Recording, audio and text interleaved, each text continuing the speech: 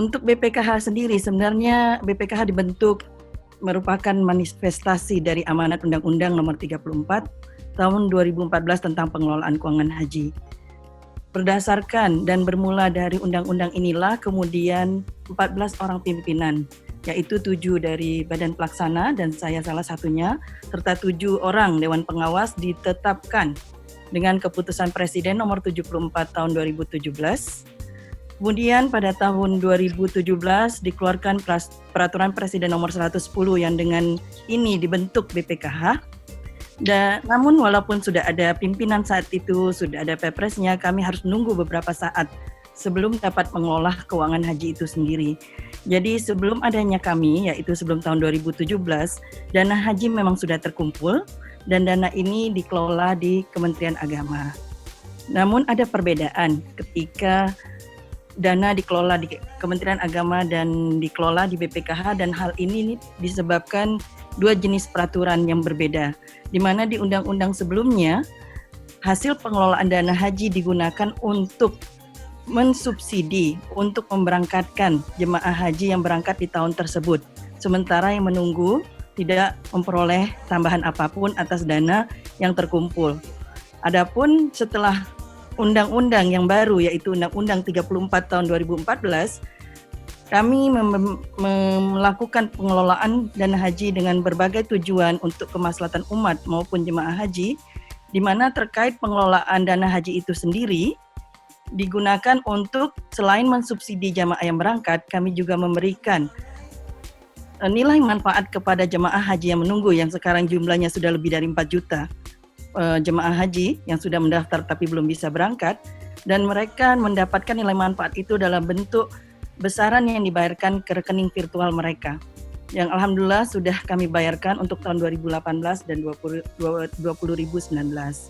Dan selain dana haji yang kami kelola, dana abadi umat juga merupakan bagian dari keuangan haji, di mana dana ini kami kelola.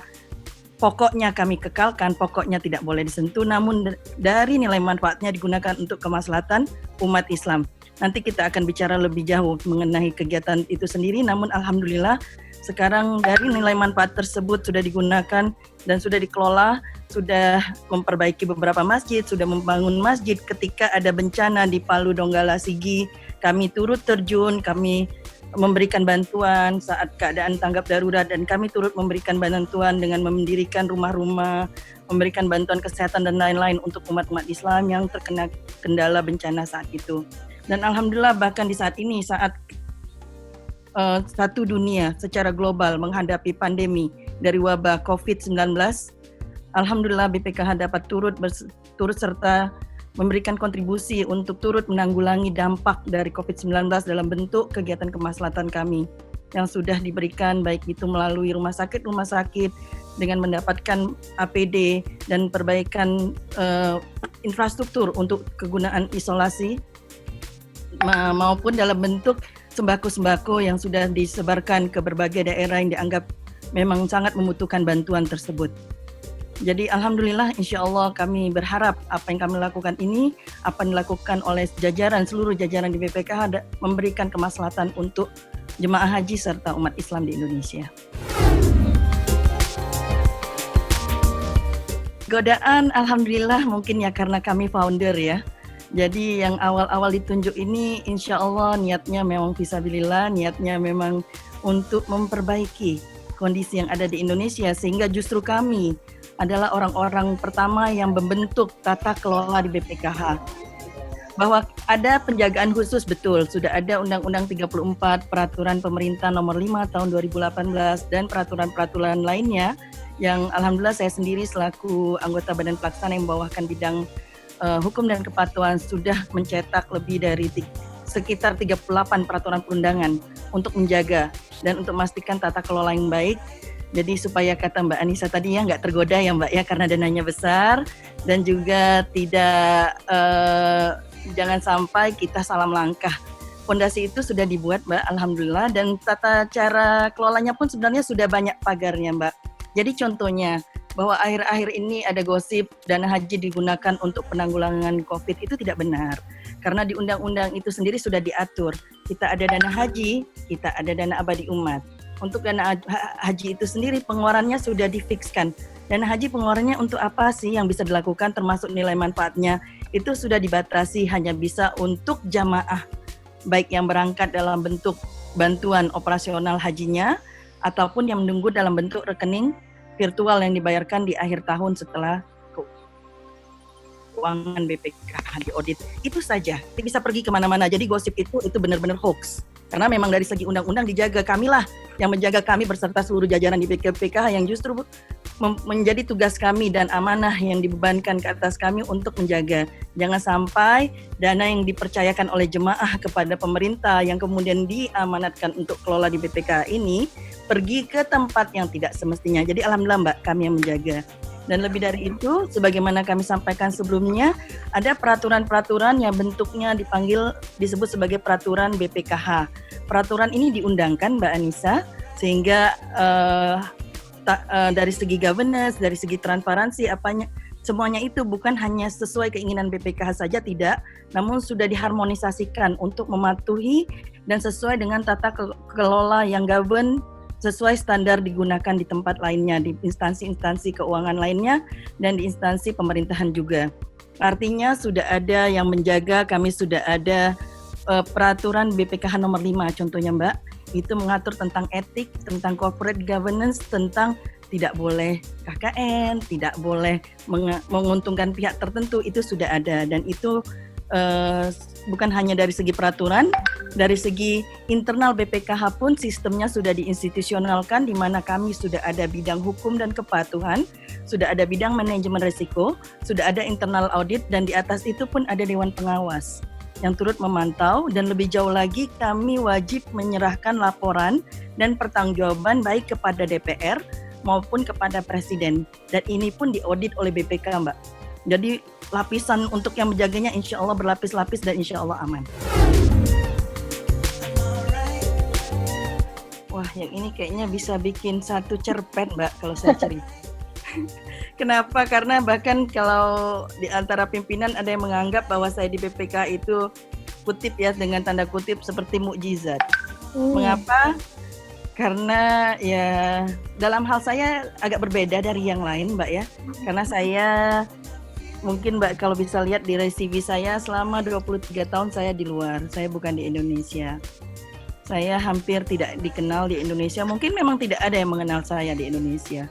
Kalaupun ada yang mengenal saya sebatas counterpart yang bergerak dan penggiat di ekonomi atau keuangan syariah, karena kebetulan ya industri keuangan syariah secara global kan orangnya mayoritas ya itu lagi gitu Mbak. Ya maksudnya kita juga ada komunitasnya. Nah, kebetulan memang sebelum kembali ke Indonesia biasanya ada beberapa kesempatan lah saya diminta sebagai narasumber, baik itu untuk OJK ataupun BI. Dari kesempatan tersebut dan dari beberapa event, kebetulan saya ada kenal dengan beberapa orang, beberapa pimpinan di kedua instansi tersebut. Saya belum di Indonesia saat itu, namun ada yang mengatakan kepada saya, Ibu, Indonesia membutuhkan orang seperti Ibu. Kebetulan saya kenal baik dengan beliau, dan karena nggak enak sebenarnya Mbak Anissa, ya udah suruh daftar. Sebenarnya saya nggak daftar Mbak, kemudian diperpanjang. Ketika diperpanjang si Bapak itu WA ke saya, Bu, ini sore jam 4 selesai, Ibu belum masuk loh dokumennya. Dikejar saya. Aduh, saya jadi nggak enak, akhirnya saya masukkan. Tapi saya yakin pasti di-reject. Kenapa saya yakin di-reject? Itu kan persyaratan dokumen dilegalisir Mbak ya. Dan kebetulan saya semua ijazah saya dari luar. Jadi orang luar itu kalau minta legalisir nggak ngerti apa itu legalisir gitu kan. Jadi ya saya sampaikan apa adanya tanpa legalisir. Tapi subhanallah, qadarullah ternyata lanjut. Dan lanjut lagi yang disingkatkan cerita, bahkan ketika interview para tokoh-tokoh terkemuka Indonesia yang saat itu interview bertanya ke saya, Ibu, Kalau tidak diterima bagaimana? Saya bilang ya nggak apa-apa Pak. Nyantai banget, nggak apa-apa Pak, nggak apa-apa nggak diterima. Tapi tolong Pak, itu waktu ujian tertulis, saya nulis tuh sampai 4 jam, sampai tangan saya nggak bisa bergerak. Itu idenya bagus-bagus, tolong dipakai. Saya pesen, karena kebetulan saya selaku penggiat ekonomi syariah ya lama juga di Malaysia. Saya lama menatap, memandangi, memonitor Indonesia dari kejauhan. Ada ide-ide yang saya rasa kalau diterapkan di Indonesia itu bisa sangat membantu Indonesia. Ide-ide itulah yang saya tuangkan. Saya melihat kesempatan itu, kesempatan proses seleksi saat itu adalah sebagai proses untuk memberikan ide sebenarnya. Bukan masalah terima nggak terima, itu ya urusan Allah kan, bukan urusan siapapun. Nah, namun prosesnya ternyata di-delay apa semua. Ternyata ketika di-delay itu semua orang melobi untuk posisi di BPKH. Saya boro-boro lobby Mbak. Saya masih di Bahrain saat itu. Dan ketika keluar keputusan Kepres itu, saya lagi bisnis trip kebetulan, lagi di KL. Bahkan ketika orang WA mengatakan selamat ya Bu ya, selamat. Dan ada beberapa media mengontak saya mau interview, saya jawab ini hoax.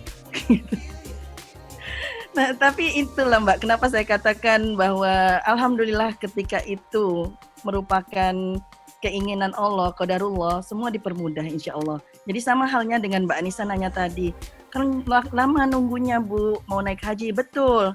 Tapi kalau nggak daftar kan nggak bisa sama sekali naik haji. Daftar dulu, kalau Allah berkehendak bisa dipermudah Mbak.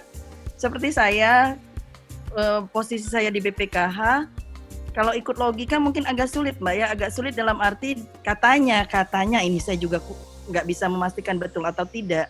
Di Indonesia itu kan kalau nggak kenal orang nggak bisa dapat posisi, katanya begitu. Saya nggak kenal orang Mbak, saya nggak melobi, nggak ada orang satupun saya lobi. Oh melobi siapa, saya nggak kenal orang gitu kan. Tapi ketika itu kehendak Allah, kun fayakun, ya itulah. Saya juga nggak percaya gitu, tapi ternyata qadarullah ya, ketika Pak Jokowi diminta memilih dari nama-nama yang disampaikan, ya salah satu pilihannya jatuh ke saya gitu. Sejujurnya saya kaget. Kenapa saya katakan saya kaget? Selama ini kan kita selalu katakan, kita dengar bahwa orang Arab angkuh, sombong, merendahkan wanita. Tapi saya pribadi, sekian lama setelah saya tamat dari pesantren, sebenarnya saya paling lama tinggal itu kalau dihitung secara agregat di Bahrain Mbak ya. Justru saya mendapati kebalikannya. Kenapa saya katakan kebalikannya? Alhamdulillah di Bahrain karir saya walau dimulai dari awal menapak dengan cukup pasti, dan saya sempat selama beberapa tahun perjalanan di karir satu-satunya wanita Mbak di senior manajemen di kalangan orang-orang yang semua laki-laki, semua memang pembesar-pembesar dengan segala influence mereka, dan saya satu-satunya wanita di sana. Namun subhanallah, orang-orang yang kita dari sudut pandang kita mungkin kita anggap kaya raya, mungkin sombong, mungkin apa, mereka justru menghormati wanita tanpa melihat wanita atau tidak. Mereka melihat bisa kontribusi apa, bisa memberi apa, value-nya di mana, dan mereka merespek tanpa melihat usia, tanpa melihat gender. Di sana mereka semua manggil saya sister, ukhti, sister, dan sangat respect, atau dokturoh mereka manggilnya biasanya di sana. Tidak ada yang pernah mempermainkan isu gender. Tidak pernah ada yang menganggap bahwa wanita itu dianggap lebih kurang tidak mempunyai kompetensi sebaik laki-laki. Tidak pernah ada anggapan demikian. Dan bahkan hal tersebut bisa juga saya lihat dari bahkan new graduate yang memulai pekerjaan, yang baru bekerja di instansi-instansi tempat saya bekerja di sana, mereka mendapat respect sesuai kemampuan mereka tanpa melihat gender. Namun ketika saya kembali ke Indonesia, saya justru agak terkejut karena justru ternyata di Indonesia masih ada unsur yang memandang sesuatu itu berdasarkan gender, memandang sesuatu itu berdasarkan usia. Padahal baik usia maupun gender itu kan seharusnya tidak menjadi ukuran. Ada orang yang mungkin usianya sudah jauh lebih tua, tapi belum tentu exposure-nya sebanyak orang yang lebih muda. Sama halnya, bisa jadi seorang itu lelaki, tapi tidak berarti dia lebih kompeten dari yang perempuan. Bahkan kalau kita bicara data saja, Mbak, di slide saya juga sudah ada data-data yang saya ambil dari sumber-sumber survei yang resmi, itu menunjukkan bahwa wanita di Indonesia ini bahkan saat kompetensinya sama, saat kontribusinya sama, saat jam kerjanya, beban kerjanya semua sama, secara mayoritas gajinya masih di bawah laki-laki. Nah, ini saya bukan bicara BPKH ya, saya bicara mengenai data nasional di Indonesia. Bahkan dari segi kesamarataan untuk wanita, untuk perempuan-perempuan pejuang di Indonesia, ranking kita nomor 9. Nomor 2 dari bawah, Mbak, di atas Kamboja gitu kan. Yang sangat, dan hal itu sangat memprihatinkan. Mengapa saya katakan memprihatinkan? Kebetulan exposure saya banyak di luar.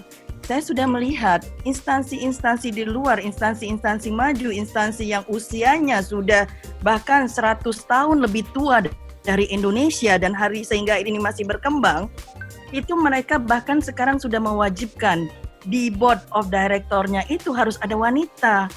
Mengapa?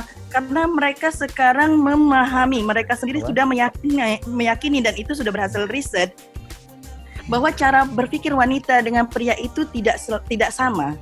Sehingga kalau dipimpin di level pimpinan, di level pengambil keputusan ada wanita, itu sudah diwajibkan. Di banyak instansi di belahan dunia sekarang sudah diwajibkan, harus ada wanitanya. Nah, mereka bisa melihat perspektif lebih luas, nggak semuanya ngeliat begini gitu kan. Ada yang, kalau wanita tuh bisa melihat dengan lebih luas sehingga kontribusinya, sehingga hal yang menjadi pertimbangan itu jauh lebih besar. Dengan demikian, potensi keputusan akan lebih baik, menjadi lebih tinggi. Nah, itu orang bule, orang westerner, orang yang non-muslim saja bisa memahami hal tersebut, sudah menerapkan hal tersebut. Saya berharap di Indonesia hal tersebut segera dilakukan, segera diikuti. Ini harus top down, nggak bisa bottom up, nggak bisa kita hanya berjuang saja sampai kapan. Alhamdulillah kita ada Bu Kartini dari dahulu sudah memperjuangkan pendidikan, dan kita banyak Kartini-Kartini masa kini yang berjuang untuk memperbaiki ke posisi Indonesia. Namun ya ketika bentuknya bottom up, hasilnya akan sangat lamban. Dan akan ada ya hal-hal yang sebenarnya dapat dengan mudah dihindari tetap terjadi. Karena itu saya katakan ini harus dari top down, harus merupakan dalam bentuk kebijakan dari atas. Dan sudah terbukti Mbak Anissa, sudah terbukti di mana di instansi yang saya tidak sebutkan tadi. Kalau Mbak Anissa mau tahu nanti instansi mana, nanti kita bisa WA Japri Mbak ya. Itu memang mereka sudah semakin sustainable dan semakin growing dengan menetapkan minimal di senior management harus sekian wanita minimal, di board of directors minimal harus sekian. Nah, hal serupa sebenarnya negara-negara yang developing tapi sudah berubah menjadi developed country itu banyak yang meniru hal yang sama. Jadi kalau sudah terbukti di tempat-tempat tersebut, mengapa Indonesia yang katanya mau mengejar di era industri 4.0 ini memilih jalan yang sulit ketika ada sebenarnya opsi yang lebih tinggi, yang lebih bisa mempercepat proses tersebut. Perjalanan hidup saya sebenarnya sangat simpel, Mbak Anissa. Sungguh saya katakan sangat simpel. Dan banyak hal yang terjadi itu seperti ada yang membukakan jalan. Contohnya, tapi satu Mbak ya, ini kalau saya boleh share sedikit tips. Ketika kita akan melangkah, kita bertanya dulu kepada yang Maha Tahu. Dan apapun itu yang ditunjukkan Maha Tahu, walaupun kita nggak mau, ketika kita ikuti itu akan mudah. Jadi saya mulai dari perjalanan ketika saya tamat pesantren Mbak ya. Kebetulan ketika di pesantren saya jago matematika. Jadi saya pikir kalau saya lanjut pun saya mau yang berhubungan dengan hitung-hitungan angka gitu kan. Qadarullah dari hasil tahajud, bahkan ada suara yang berbisik jelas ke saya mengatakan kalau Anda yang Islam tidak mau mempelajari syariah, siapa lagi? Saya nangis-nangis Mbak. Kenapa nangis-nangis? Saat itu usia saya 17 tahun. Saya merasa, ya namanya orang 17 tahun ya Mbak ya, anak muda dengan rasa pride-nya, dengan rasa saya pinter, ngapain kok belajar syariah gitu. Nanti orang keluarga saya malu kalau saya jadi ustazah, begitu pikirannya. Sehingga saya agak reluctant, tapi ya disingkatkan cerita saya ikuti itu.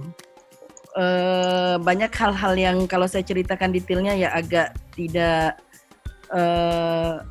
seperti cerita inilah Mbak, seperti cerita telenovela gitu, agak di luar akal tapi itu terjadi. Tapi alhamdulillah dari perjalanan itu semua langkah saya, setiap saya akan melangkah ke langkah berikutnya itu saya mulai dengan istikharah. Kenapa saya katakan ketika itu yang dikehendaki Allah mudah Mbak? Karena ketika S1 itu, ketika saya ikuti yang ditunjukkan Allah, itu scholarship saya nggak minta Mbak beasiswa. Saya juga bingung sampai hari ini saya masih bingung kok ada ya orang nggak minta beasiswa dikasih gitu. Nah itu terjadi ketika saya S1 dan S2. Kemudian ketika saya mau S3 alhamdulillah ada 3 instansi dan itu juga kalau orang menggunakan akal pikiran mungkin nih orang kok error gitu kan. Salah satu yang menawarkan beasiswa itu Cambridge Mbak. Tapi saya ambil Strathclyde. Sedangkan saat itu orang nyebut Strathclyde aja lidahnya masih keputer-puter gitu kan. Saking ini apa universitasnya gitu kan. Padahal itu salah satu universitas tertua di UK justru. Karena itu orang menyebutnya agak sulit karena pakai bahasa Gaelic gitu ya. Nah, tapi artinya Mbak kalau disingkatkan ketika saya akan melangkah ke satu tempat yang baru, walaupun hati saya berontak, walaupun itu belum tentu yang saya ingini, yang belum tentu di pikiran saya yang terbatas ini, itu sesuatu yang baik, saya biasanya mengalahkan pikiran saya mengalahkan apa yang diingini hati saya ikuti petunjuk tersebut dan alhamdulillah terbukti Mbak ketika kita ikuti petunjuk Allah, Allah sendiri yang membukakan jalan. Allah memberi beasiswa saat itu saya butuhkan walaupun saya tidak apply kemanapun. Dan contoh simpelnya Mbak ketika saya S3 itu belum pernah terjadi di mana setiap tahun beasiswa saya naik itu sampai teman-teman saya juga satu kuliah itu satu kampus bingung kok bisa naik tiap tahun kamu selama 3 tahun dan alhamdulillah dalam sejarah Strathclyde yang lebih dari 400 tahun itu saya satu-satunya orang yang dapat menyelesaikan disertasi saya, tesis saya tanpa koreksi. Dan itu belum pernah terjadi dalam sejarah lebih dari 400 tahun. Tapi bukan saya katakan saya pintar Mbak, tidak. Karena saya serahkan apa yang saya lakukan itu ketika FIFA, ketika ujian, apa semua. Saya minta Allah tolong wakili saya, Allah tolong. Nah, jadi intinya tidak ada manusia yang hebat Mbak, kalau menurut saya. Jadi tidak ada manusia yang hebat, tidak ada manusia dan tidak ada juga manusia yang semua pintar atau semua bodoh, tidak. Kita semua ada kepintaran tapi di bidang yang berbeda-beda. Kita semua ada hal yang tidak kita ketahui tapi di hal yang berbeda-beda. Namun apabila ada hal-hal yang baik yang memposisikan kita di posisi yang dianggap mungkin lebih baik dari yang lainnya, itu sebenarnya kehendak Allah, itu qadarullah, Allah lah yang meletakkan kita di sana. Jadi hanya ada satu alasan untuk itu, yaitu untuk bersyukur pada Allah. Bagaimana wanita Indonesia seharusnya ya hari ini? Mungkin yang kembali ke jawaban saya sebelumnya Mbak, it's all about perception. Jadi mungkin salah satu yang harus diubah itu bukan hanya mindset laki-laki, tapi mindset wanita juga di Indonesia. Bahwasanya kita menganggap diri kita lebih rendah dari gender lainnya itu sendiri sudah salah. Bahwa dalam Islam menyatakan surga di bawah kaki ibu. Itu kan ibumu baru ayah. Masa iya posisi wanita lebih rendah? Kan itu posisi itu bukan masalah lebih rendah, lebih tinggi, tapi berdasarkan respecting each other ya Mbak ya. Bukan berarti istri lebih tinggi dari suami, tidak juga. Tapi is equal mengenai kesamarataan dan respect each other. Nah, itu mungkin yang perlu ditanamkan di wanita-wanita Indonesia, respect each other, bukan hanya merespek orang lain, tapi respect diri Anda sendiri. Karena ya kembali ke bottom line-nya, kalau Anda tidak merespek diri Anda sendiri, bagaimana orang lain mau respect Anda? Kita harus mempunyai respect, bukannya sombong, respect. Kita menghormati diri kita sendiri. Bahwa apa yang kita lakukan itu bukanlah apapun yang kita lakukan dalam bidang apapun yang Anda lakukan itu apabila diawali dengan nawaitunya bismillah dan tujuannya untuk orang-orang yang kita sayangi, itu ibadah. Itu jihad fisabilillah. Tidak ada yang namanya sekecil apapun itu tidak menjadikan sesuatu yang akan menjadi pahala kita di akhirat nanti. Sehingga kita harus respect, kita masih ada kemampuan, kita masih ada niat yang baik untuk menafkahi anak kita contohnya, untuk memberi teladan kepada orang sekeliling kita. Nah, hal-hal itu yang paling utama Mbak Anissa, mindset yang harus diubah. Kita harus yakin apapun yang kita lakukan itu kita harus hormati bahwa yang kita lakukan baik, dan kita harus hargai bahwa apa yang kita lakukan itu ada dampak positifnya ke orang-orang di sekitar kita. Bukan menganggap, oh ini terlalu kecil, apalah artinya. Ya jangan, kita respect. Kita harus respect itu, kita harus hormati itu. Role, peranan sekecil apapun yang kita lakukan di kehidupan ini, asalkan niatnya baik, yang kita lakukan itu insya Allah positif, itu akan memberikan dampak yang meluas. Kalau tidak untuk saatnya sekarang, mungkin ke depannya. Kalau bukan di zaman kita, mungkin anak kita.